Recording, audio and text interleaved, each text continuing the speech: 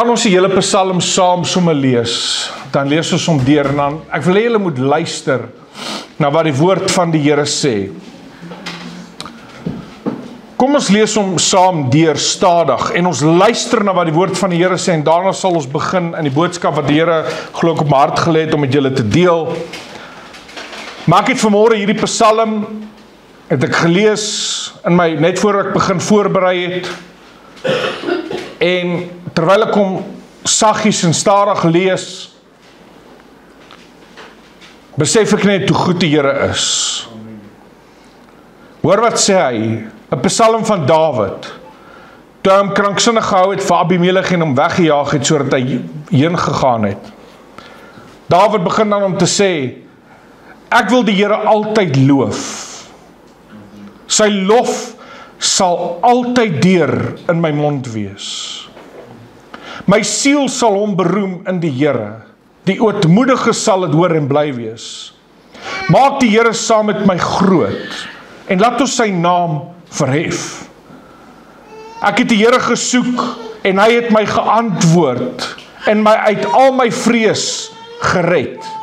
En hy het my uit al my vrees gered. Hulle het hom aangesien en gestraal van vreugde. Hulle het die Here aangesien, hulle het hom aangesien en gestraal van vreugde. En hulle aangesig hoef nie rooi van skaamte te word nie.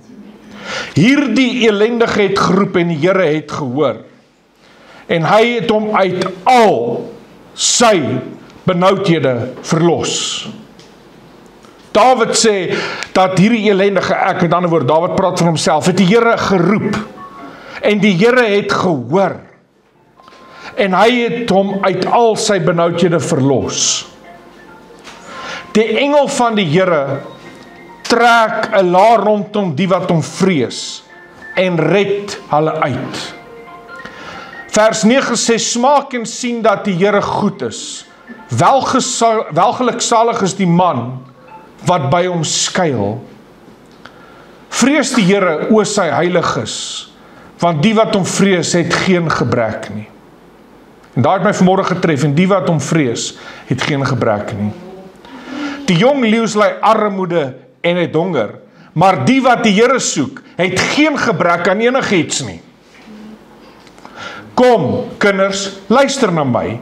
Ek wil julle die vrees van die Here leer.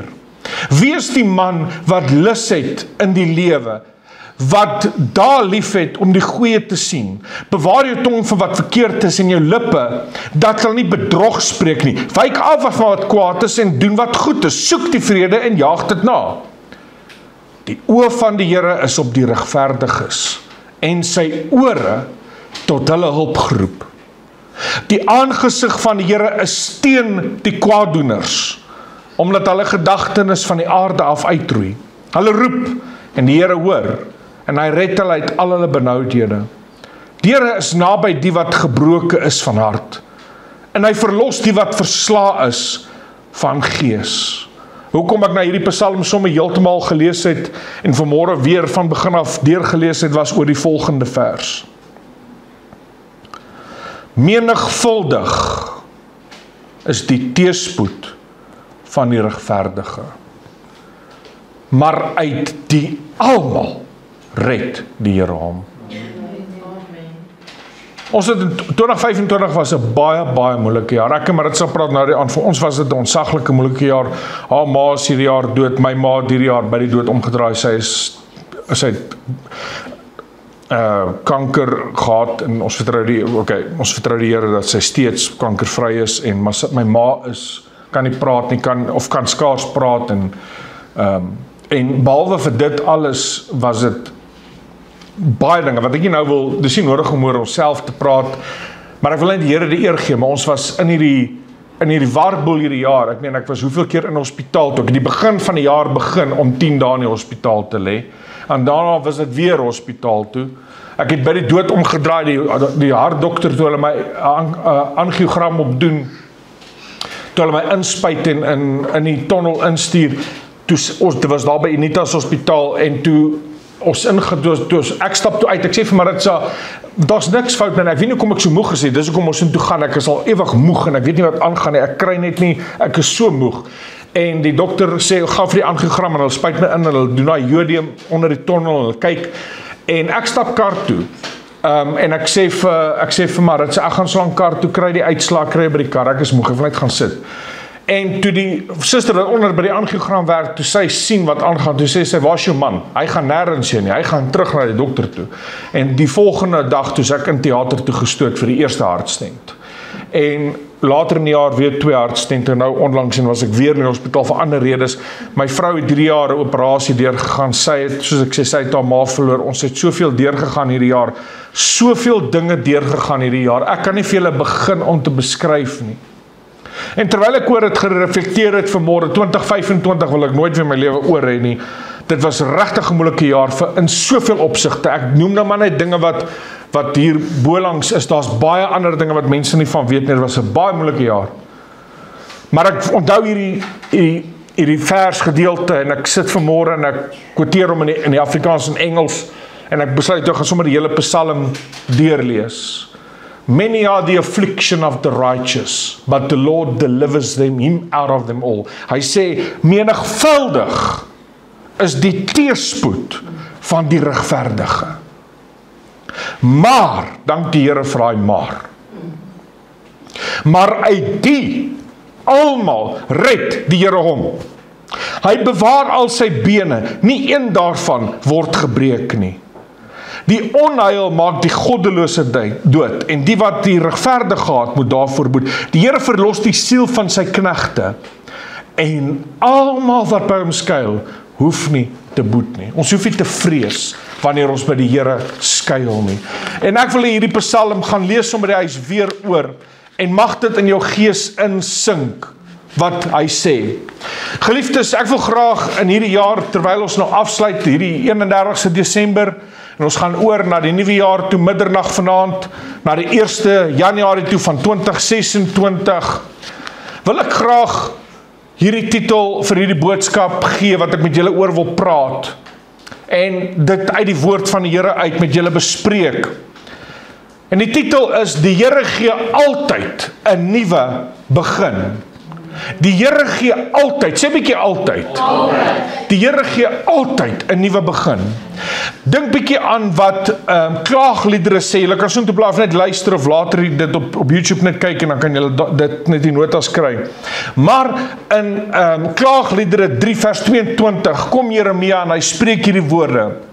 Ek gaan dit in die Afrikaans en Engels lees. Hy sê, dit is die goedertierenhede van die Here, dat ons nie omgekom het nie, want sy barmhartigheid ken geen einde nie. Nou hoor nou wat sê in vers 23, hoofstuk 3 vers 23, hulle is elke nuut môre, praat van die genade van die Here, die barmhartigheid van die Here, hulle is nuut elke môre.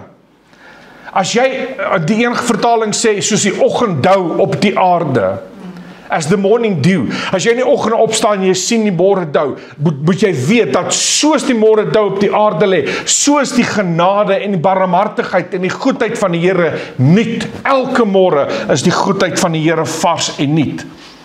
In die Engels sê hy dit so, in hoofstuk 3 vers 22, hy sê, the steadfast love of the Lord never ceases, his mercies never come to an end.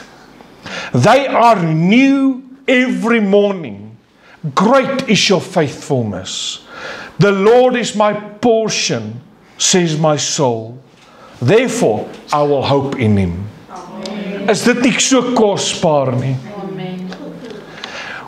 Ek wil graag gedeeltes met julle deel uit die woord van die Here uit, wat ek met julle wil praat oor na mense, as ons na mense gaan kyk in die Bybel, waar die Here vir hulle, waar hulle absoluut opgemors het, en waar die Here vir hulle 'n nuwe begin gegee het. Natuurlik kan ek nie deur elke verhaal gaan nie, want die tyd sal dit nie toelaat nie, maar ek wil by 1 of 2 plekke stil staan. En die eerste wat my opval, een van my gunsteling karakters in die Bybel, is koning Dawid. Koning Dawid was 'n man na aan God se hart. Die Bybel noem hom die man na aan God se hart. Altyd as ons deur Bet-Shean ry in Israel, dan sê ek vir die busdrywer, asseblief maak die sirkels om, ry om die sirkels in Bet-Shean voordat ons afgaan na Judea toe, na Jerusalem toe, want in Bet-Shean, soos jy aanry, is daar soos, kom ons sê maar, wat noem jy dit, nie portret nie, standbeeld, dis ek 'n koper standbeelde, en die eerste een is, as ek reg is dit die leeu, wat daar staan, so leeu, dan herinner my aan die leeu wat die stam van Juda, so 'n massiewe, kolossale leeu wat daar staan, wat so reg staan. Jesus wat is uit die leeu, wat is die leeu uit die stam van Juda. Dan natuurlik, dan kry jy die menorah en sovoorts, maar dan kry jy koning Dawid wat sit en op die harp speel. En dit, altyd as ons daar verby ry, dan dink ek net koning Dawid wat so sy harp en sy lier gespeel het, en tot eer van die Here gesing het. Koning Dawid, hierdie man na aan God se hart. Ek meen, op sy hoogtepunt, hy was deur God aangestel, hy was gesalf deur die Here, hy was geroep, hy was afgesonder, hy was in gereedheid gebring in die woestyn vir die roeping wat die Here op sy lewe gehad het, en wat die Here op sy lewe het vir daai oomblik, maar on the peak of his calling, op die hoogste punt van sy roeping, wat doen koning Dawid? Hy stap een aand stap hy uit by sy koninklike paleis, en hy kyk af, en hy sien vir wie daar, Bathsheba, nee, ek praat nou Engels so 'n bietjie deur, maar Bathsheba, natuurlik hierdie vrou wat haarself bad, en Dawid kyk daarna, en wat hy moes gedoen het, is omgedraai het en teruggegaan het in sy paleis, maar hy kyk na die vrou wat haarself bad, en sy hart, hy kyk in sy hart, en hy sien in sy hart, dat daai vrou is aantreklik vir hom, en natuurlik roep hy, laat hy die vrou gaan haal, en die vrou kom toe op by Dawid, en Dawid het met haar gemeenskap, en natuurlik is daar 'n kind gebore, die eerste kind is oorlede, en die tweede kind wat gebore is, natuurlik, maar afgesien daarvan, koning Dawid het met haar gemeenskap, en toe sy manskappe terugkom van die oorlog af, toe sê koning Dawid aan haar man, want nou is Uria in die paleis, hier by koning Dawid, en hy sê en koning Dawid sê vir hom, luister Uria, gaan terug na jou vrou toe, en gaan kuier saam met haar, hy maak inteendeel om dronk, en sê, gaan na jou vrou toe, gaan kuier by haar, want jy kom nou terug van die oorlogsveld af, ek meen, hy het gehoop, dat die man van Bathsheba met haar gemeenskap het, dat die kind uitkom en koning Dawid homself verontskuldig daarvan en sê, dit is nie my, dan kan nie vingers gewys word nie. Verstaan julle wat hy probeer doen?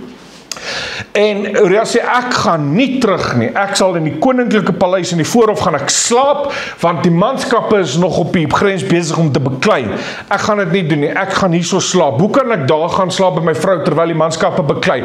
En koning Dawid besef toe, hy het moeilikheid gemaakt, want Bathsheba is nou swanger, en die man wil nie terug gaan na haar toe, om met haar te gaan slaap, weet, haar eie man wil nie terug gaan na haar toe nie, en hy sê toe vir sy hoofamptenaar, vir een van sy generale, sê hy, sit vir Uria op die voorste ry van die battlefield, van die bataljon, sit hom heel voor, wanneer die bekleiere aanbreek, laat hy val in die geveg.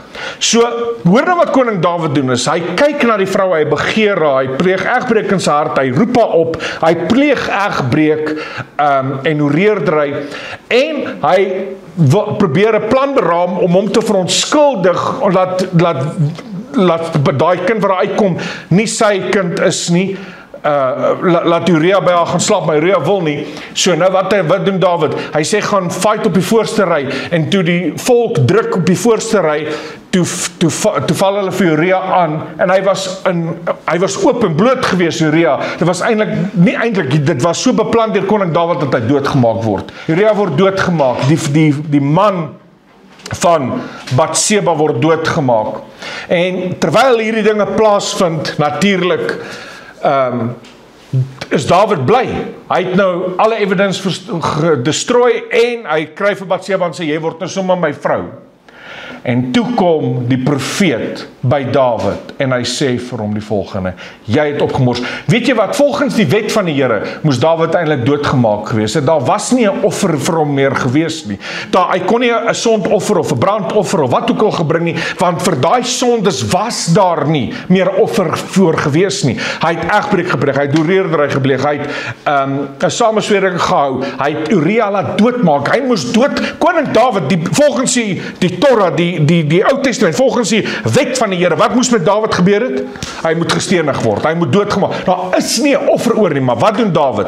Hy gaan in sy binnekamer en hy verneder homself voor die Here en hy bid, en daar kan jy Psalm 51 sy gebed gaan lees. En hy bid daai gebed en hy sê: Here, teen U alleen het ek gesondig. En hy sê, ek is so bewus van my sonde, en hy gaan voor die Here, en hy het hierdie berou in sy hart, en hy bely voor die Here, en hy sê: Here, ek het so opgemors, asseblief vergewe my, en hy vra hierdie mooi ding van die Here, hierdie mooi gebed wat hy bid, hierdie een sin in Psalm 51 sê hy: en Here, neem U gees nie van my af weg nie.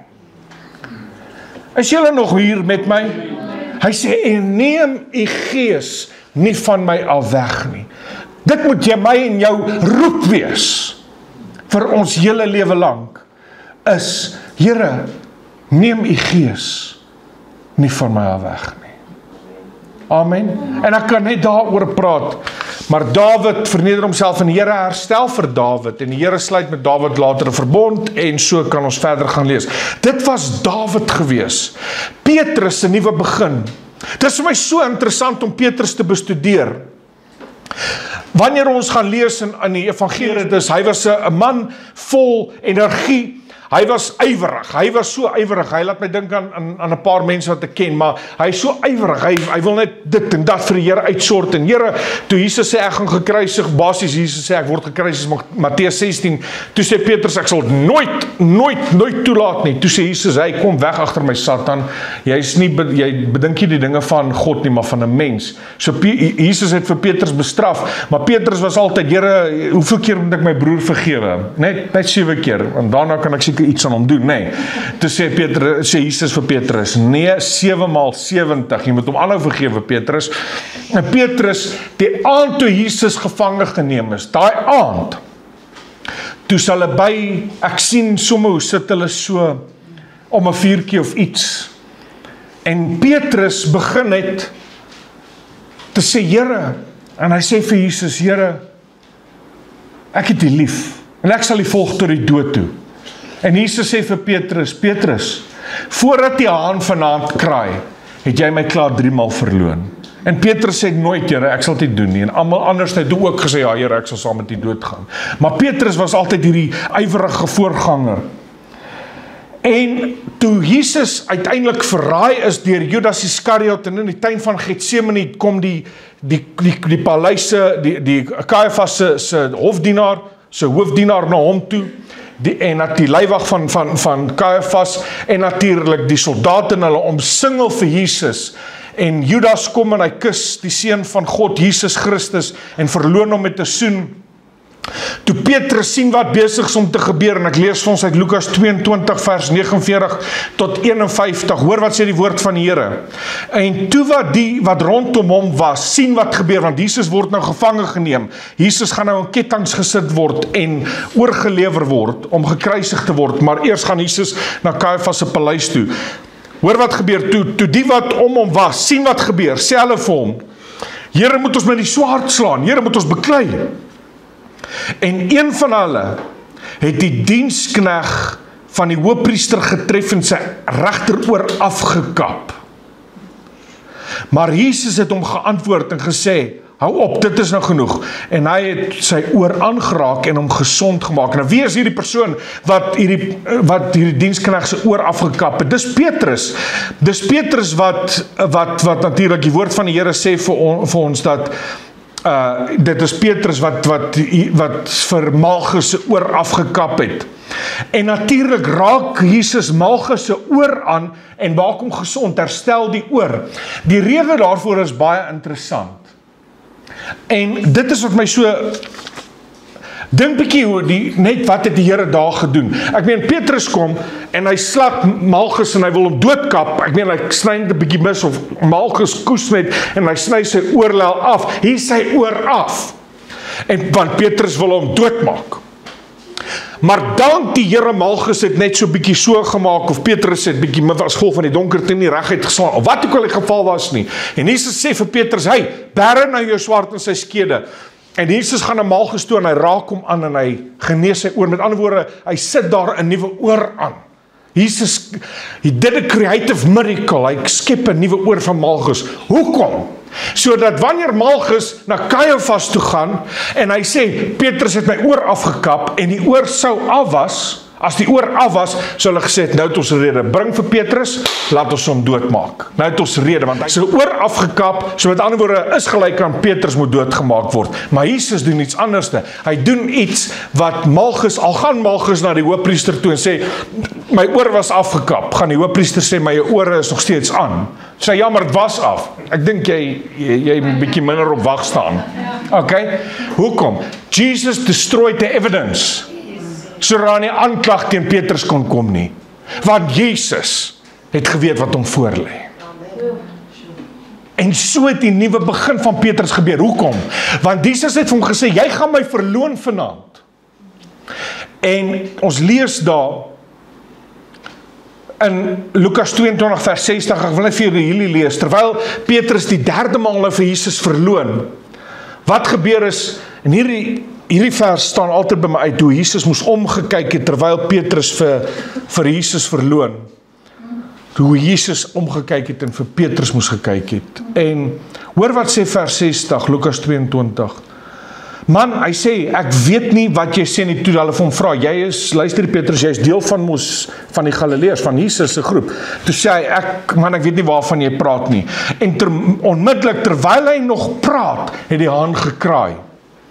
En die Here het hom omgedraai en Petrus aangekyk. So Jesus het omgedraai en vir Petrus gekyk. Van die binnekant van die paleis af kyk Jesus uit en hy kyk vir Petrus in sy oë.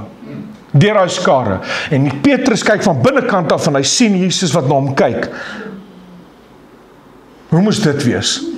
Was dit daai gewees van, Jesus word hier geslaan, sy baard, Jesaja 54, 53, sy baard word uitgeruk, Jesus word lelik behandel daar, hulle spot met Jesus, en toe Petrus die derde maal Jesus verloon, toe kyk Jesus deur uit, en hy sien vir Petrus sien die oë van die Seun van God.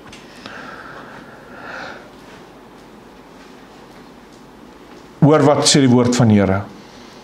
En die Here het hom omgedraai en Petrus aangekyk, en toe hy die oë van Jesus sien, toe hy sien Jesus kyk vir hom, het Petrus die woord van die Here onthou wat hy vir hom gesê het. Voordat die haan kraai, sal jy my 3 maal verloon. En Petrus het buite toe gegaan en bitterlik geween. Mense, laat hierdie insink by jou vir 'n oomblik. Was daai kyk 'n kyk van, ek het gesê dit gaan gebeur, of was dit 'n kyk van Petrus, ek het vooraf geweet, en ek vergewe jou. Wat was daai kyk gewees? Ons sal eendag Jesus kan vra. Maar wat gebeur is, Petrus gaan terug na Galilea toe, van Jerusalem af is dit 'n ver reis, en hy gaan terug na Galilea toe, en hy besluit toe, hy gaan visvang. Hy gaan nou weer teruggaan na die nette toe, en ek wil hê julle moet oplet na wat ek vir julle sê. Hy gaan teruggaan na die nette toe wat hy 3 jaar terug laat sak, toe hy laat staan het. Want onthou jy wat het 3 jaar terug gebeur? Jesus het op die strand geloop en vir Petrus gesê, luister, volg my.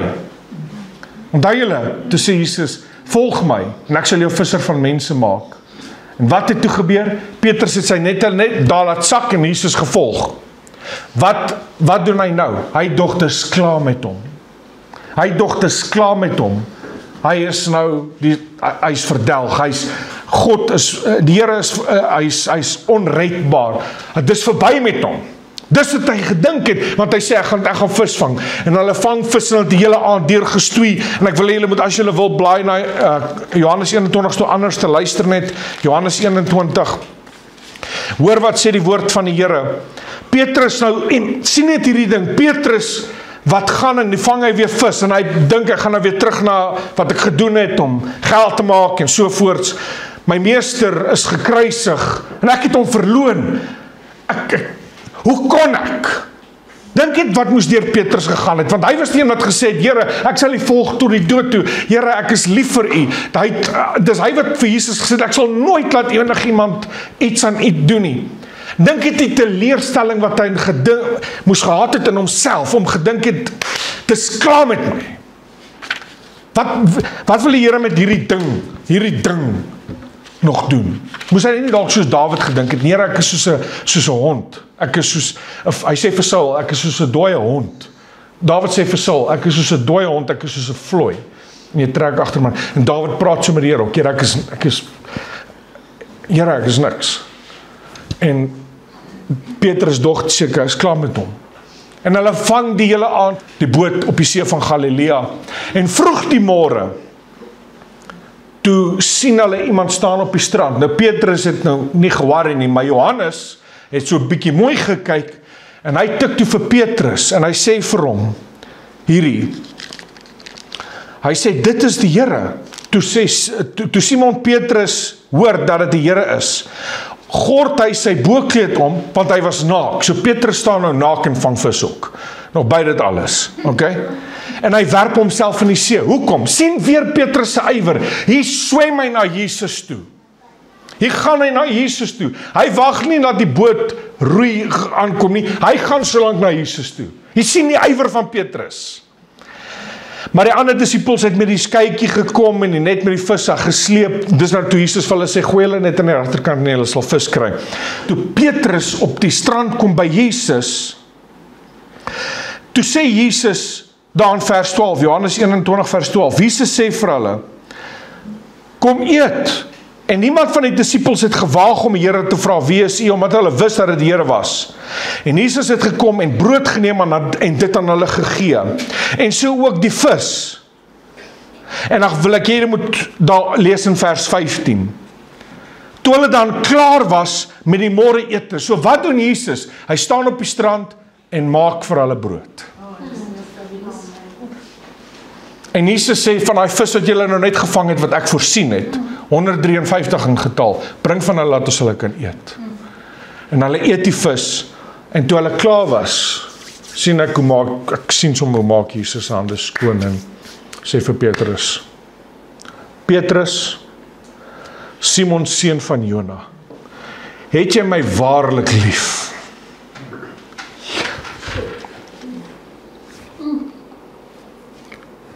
Wat doen Jesus? Hy sê, Simon, Petrus, hy sê, ja, Simon, seun van Jona, het jy my waarlik lief?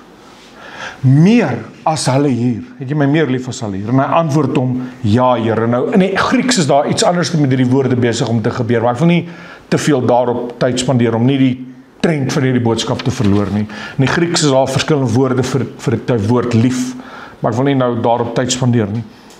En hy sê, ja, Here, U weet dat ek U lief het.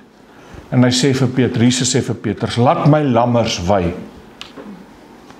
Hy vra hom weer die tweede maal, Simon, seun van Jona, het jy my waarlik lief?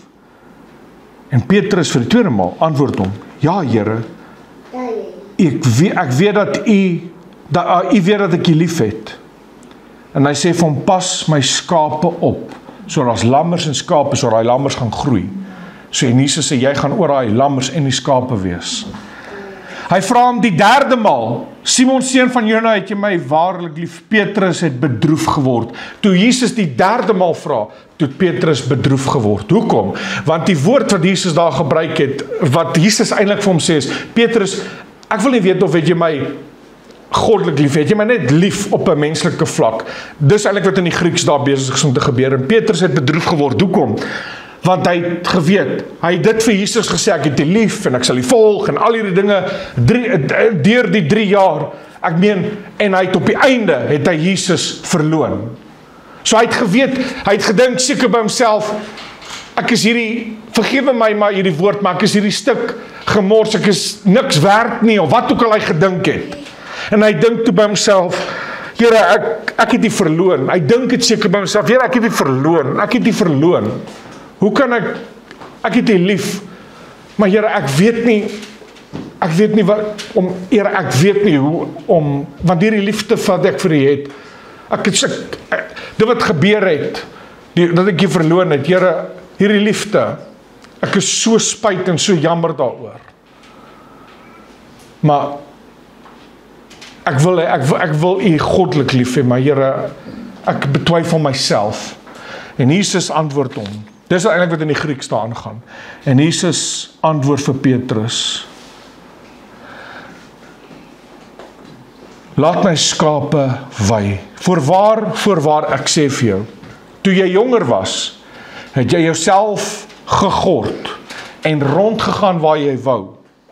Maar wanneer jy oud geword het, sal jou hande uitsteek en 'n ander een sal jou gord en jou bring waar jy nie wil wees nie. Daar langs die see van Galilea sê Jesus vir Petrus: Petrus, jy gaan oud word terwyl jy vir my werk. En jy gaan 'n erge dood vir my ly. Dis wat vers 19 sê. En dit het hy gesê om aan te dui hoe danige dood hy God se verheerlik. As toe Petrus, Jesus het vir Petrus gesê: Petrus, there's no turning back, there's no looking back. Raai wat? Jy gaan oud word terwyl jy vir my werk. Dis wat Jesus vir hom sê. Jy gaan oud word. Ja, jy gaan horribly doodgaan, maar jy gaan vir my werk, want ek is by jou, Petrus. En Petrus word genoem een van die pilare van die kerk. Amen. Wat het Jesus vir hom gedoen? Hy het gesê, it's a place of new beginning. Hier langs die see van Galilea, hier is vir jou brood, nie straf nie, hier is vir jou brood. Bring van daai vis wat ek vir jou voorsien het, my voorsiening is daar vir jou. Hier is brood, hier is vir jou voorsiening wat ek vir jou sal gee. Petrus, jy gaan oud word terwyl jy vir my werk. Die Here gee vir hom hierdie openbaring, en Petrus, dink net wat moes met Petrus gebeur het. Hoe sou jy gevoel het, as Jesus dit vir jou gesê het? En daar begin 'n nuwe begin vir hom. En die laaste verhaal wat ek mee wil afsluit in kort, is Bartimeus. Jesus is op pad om gekruisig te word. Hier is 'n bietjie terug, net voordat Jesus gekruisig was. Is Jesus op pad van Galilea af na Jerusalem toe om gekruisig te word. En op pad stap Jesus deur Jericho. En terwyl Jesus deur Jericho stap, wat so 25 km van Jerusalem af is, toe is daar 'n blinde man wat by die poort sit en bedel. En hy sê, hierdie blinde man hoor toe die skare wat verbykom, en hy kom agter dit is Jesus Christus, en hy roep uit, Jesus seun van Dawid, wees my barmhartig. Jesus seun van Dawid, want uiteindelik het die persoon wie blind was, sy naam is Bartimeus, hierdie ou wat hier gesit het by die poort en bedel, het Bartimeus gewees, dit is die Messias. Dis kom hy hom genoem het seun van Dawid. Daar's 'n teologiese ding daarin, maar nietemin, en hy sê, seun van Dawid, wees my genadig. En Jesus gaan staan, op pad na die kruis toe, gaan staan Jesus, en hy sê dat Bartimeus geroep moet word. En Markus 10 vers 49 sê hierdie woorde. Toe gaan Jesus staan en sê dat hy geroep moes word. Dis nou Bartimeus. En hulle roep toe die blinde man en sê vir hom, hou goeie moed, staan op, hy roep jou. Vers 50 sê, en hy gooi sy oorkleed af, staan op en kom na Jesus toe. So wat doen Bartimeus? Hy is besig om te sit met sy oorkleed aan om te bedel. En toe hy hoor dit is Jesus Christus, toe gooi hy sy oorkleed af en hy kom by Jesus.